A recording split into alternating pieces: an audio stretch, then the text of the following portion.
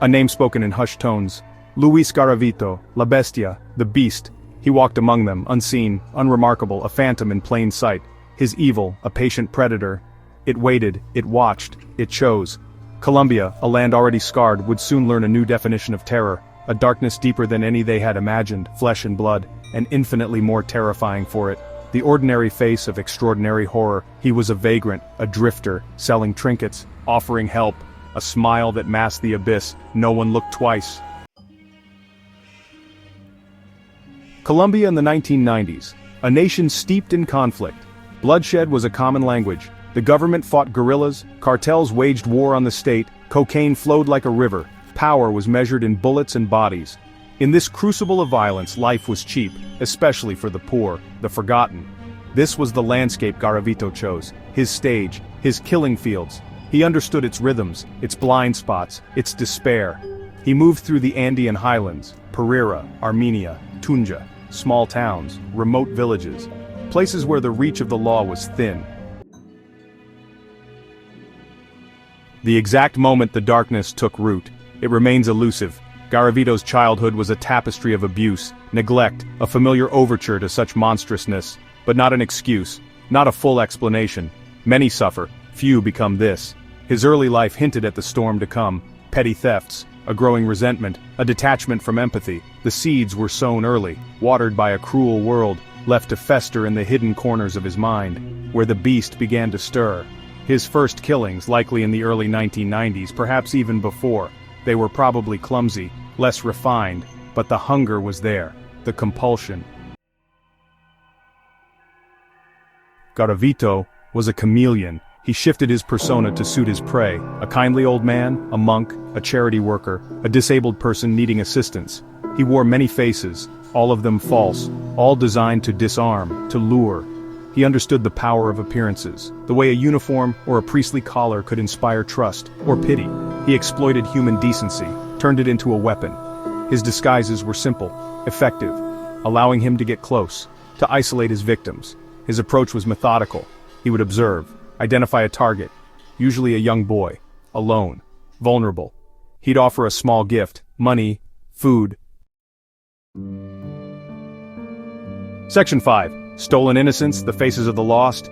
They were just children, boys, aged mostly between 8 and 16, their lives barely begun, full of unformed dreams, unspoken futures. They came from the margins, the forgotten corners of society, shoeshine boys, street vendors, children from impoverished families, displaced by violence. Their vulnerability was their only crime. They sought a helping hand, a moment of kindness. They found Garavito instead. He saw not their innocence but an opportunity, a canvas for his depravity. Their faces, now forever young, haunt the conscience of a nation. Each victim had a name, a family, a story. Section 6. A nation's wounds, the unending grief of families. The pain of losing a child is unimaginable, a wound that never truly heals. For these families, the discovery of each small grave tore open a fresh wound, a reminder of the innocence lost and the dreams shattered. Each tiny grave marker stood as a testament to a life cut short, a future unfulfilled. The discovery of each small grave tore open a fresh wound. The earth, once a symbol of life and growth, now became a resting place for their beloved children. The act of digging into the earth was not just a physical task, but an emotional excavation of their deepest sorrows. For the families, it was the beginning of an agony without end. The grief was palpable, a heavy cloud that hung over them, suffocating and relentless. They clung to each other, finding solace in shared pain, yet knowing that no amount of comfort could fill the void left by their lost children, the confirmation of their worst fears, hope extinguished. The broken photo frame symbolized their shattered lives, the extinguished candle a metaphor for the light that had gone out of their world. Every memento, every relic of their children, became a painful reminder of what was lost, replaced by a certainty so brutal it shattered lives. These parents had searched, prayed, they had clung to the faintest glimmer of hope, believing that their children would return. The reality, however, was a cruel blow, a harsh truth that left them reeling, clung to a fading belief that their child would return. The toys left behind, once sources of joy and laughter, now lay abandoned, gathering dust. The photographs, once cherished, now served as painful reminders of the children who would never come home. Now, they faced the stark reality of Garavito's deeds. The headlines screamed of horror, the police tape marked the boundaries of their nightmares. The name Garavito became synonymous with their suffering, a constant reminder of the evil that had stolen their children. The empty chair at the table, the clothes left unworn.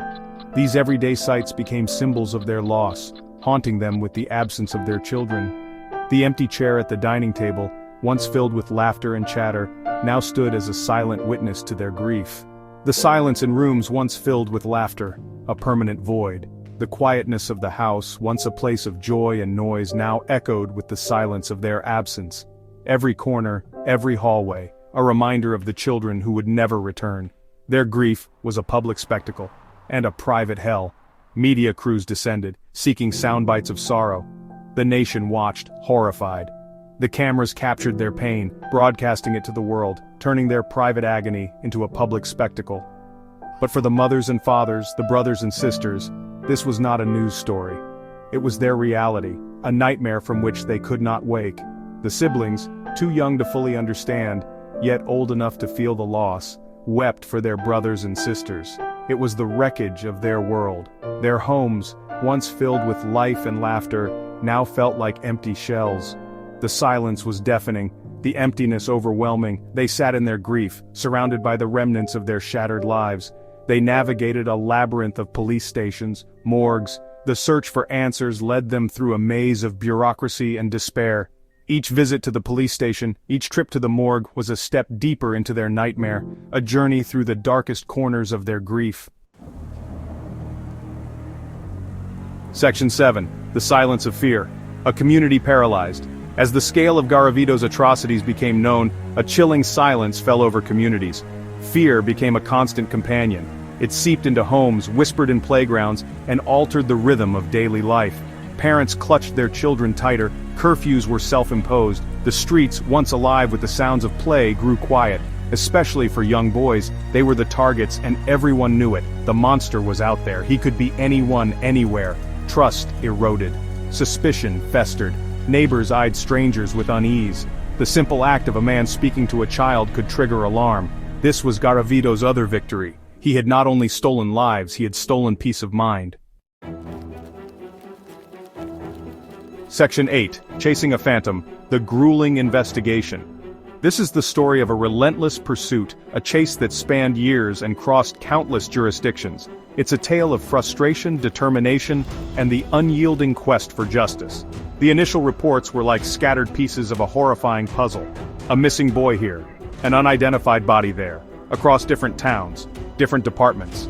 Each incident seemed isolated, a tragic but singular event. But as the reports piled up, a disturbing pattern began to emerge. No one saw the pattern. Not at first. The connections were subtle, almost invisible. It took a keen eye and a relentless spirit to start piecing it together.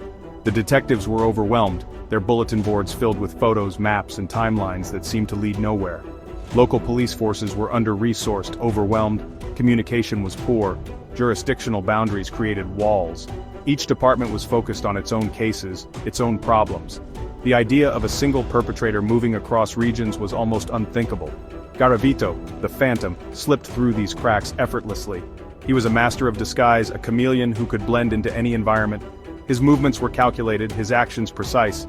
He knew how to avoid detection, how to leave just enough evidence to confuse but not enough to convict. He was a low priority in a country battling cartels and insurgents. The police had bigger fish to fry, more immediate threats to deal with. In the chaos of a nation in turmoil, Garavito's crimes were often overlooked, his victims forgotten. Children of the poor often vanished without a major outcry. In impoverished neighborhoods, the disappearance of a child was a tragic but not uncommon event. Parents were desperate, but their voices were often drowned out by the noise of a society in crisis. Then the bodies began to surface in greater numbers. The sheer volume of victims made it impossible to ignore. Forensic investigators worked tirelessly, often through the night, to piece together the evidence. Each new discovery added to the growing sense of horror. The sheer quantity became impossible to ignore. Case files piled up, each one a testament to a life cut short. Detectives were buried in paperwork, their desks overflowing with reports, photos, and evidence. The scale of the crimes was staggering. Journalists started connecting the dots. The media played a crucial role in bringing the story to light. Reporters dug deep, uncovering connections that the police had missed. Their stories brought public attention to the case, putting pressure on the authorities to act. Whispers of a serial killer grew louder. The public began to fear that a monster was in their midst. Rumors spread like wildfire, each more terrifying than the last. The sense of dread was palpable, a dark cloud hanging over the community. A limpiezza social cleansing, some speculated. In a country plagued by violence, the idea of a vigilante targeting the vulnerable was not far-fetched. But this was different. This was not about justice or revenge. This was about something far more sinister. But the targeting of children, specifically boys, hinted at something far more sinister, something personal, pathological. This was not the work of a vigilante or a criminal gang. This was the work of a predator, a man driven by dark and twisted desires. The investigation had only just begun, and the true horror was yet to be uncovered. Section 9. The unmasking capture and the flood of confession.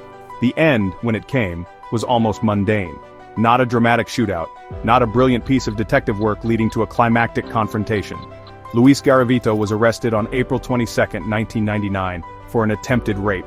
In Villavicencio, a separate crime, a moment of carelessness, or perhaps the monster was finally tiring. He gave a false name, but something about him raised suspicion. His image, circulated in connection with the missing children cases, eventually clicked. The phantom had a face, and a name. In custody, the facade began to crumble. At first, denial. The practiced innocence of a seasoned liar.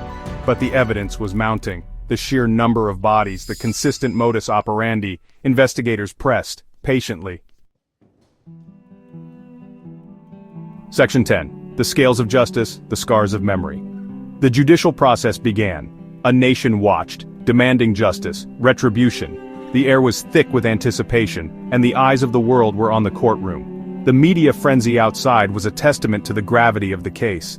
People from all walks of life gathered, united by a common desire to see justice served.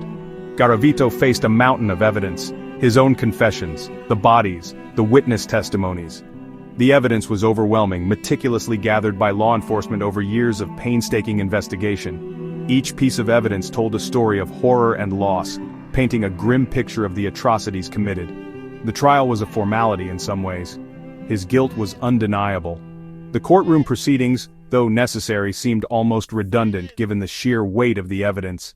The judge and jury were faced with an open and shut case, leaving little room for doubt. The question was not if he would be convicted, but what the penalty would be. The legal system had to decide on a punishment that would reflect the severity of his crimes. The tension in the courtroom was palpable as everyone awaited the final decision. Colombia at the time had abolished life imprisonment. This legal framework posed a significant challenge. The maximum sentence available under the law seemed insufficient for the magnitude of Garavito's crimes. The legal system was bound by the constraints of the existing laws, which many felt were outdated and inadequate. The maximum sentence was a mere fraction of what his crimes warranted. The public's frustration grew as they realized that the legal system might not deliver the justice they sought. Protests erupted, with people demanding harsher penalties and reforms in the legal system, a source of immense public outrage.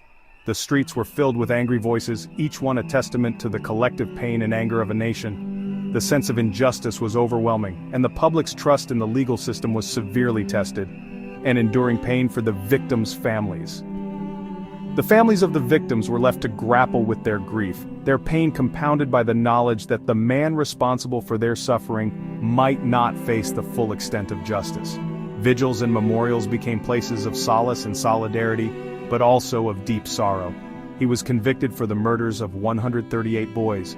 Each count of murder was a reminder of a life lost, a future stolen. The conviction brought some measure of closure, but it was a small comfort in the face of such overwhelming loss.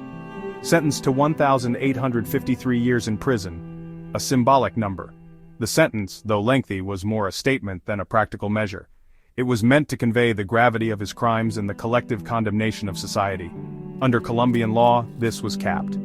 The legal system had its limitations, and despite the lengthy sentence, the reality was that Garavito could not be held indefinitely under the existing laws. This legal cap was a point of contention and frustration for many. He could potentially be released after a few decades for good behavior.